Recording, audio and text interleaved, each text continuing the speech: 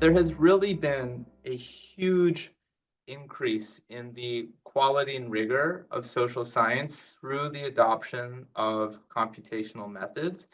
And it has made it so that long-standing questions about culture and human nature and cognition, human thinking, that have been, of fascination to humans for thousands of years, truly only now, in the last 10 years, are we actually being able to start measuring some of these things and developing mathematical, computational, analytic ways of representing our hypotheses so that we can actually start building a robust science that is at the table with the other natural sciences. And not only at the table, but other sciences are increasingly learning from the social sciences, not only about how understanding social systems is relevant to their work, but also we're all starting to use very similar methods, like whether it be machine learning or network science, so that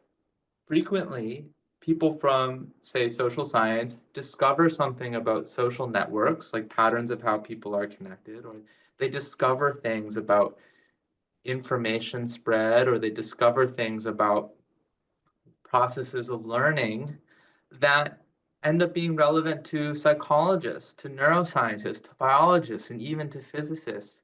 You can look at census data, demographic data. In this case, it's from the Netherlands, where they have really rich data on people's entire lives. But it turns out you can look at sequences of events in people's lives, like when they get a job, where they get a job, do they go to the hospital, do they get cured at the hospital, when did they get married, who do they get married to?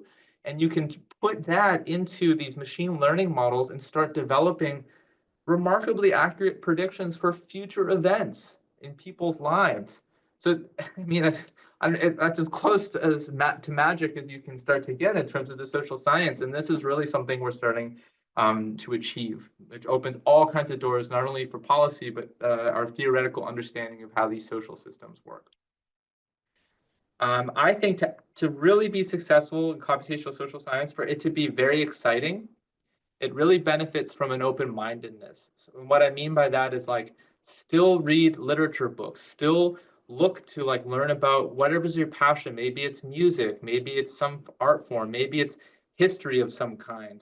Because I think some of the most exciting work that's happening is taking these computational data science skills and bringing them to answering questions about human life and social systems. And as AI is advancing and AI assistance for coding, more and more, the real premium, the real way to stand out is not going to be technical mastery of coding and statistics.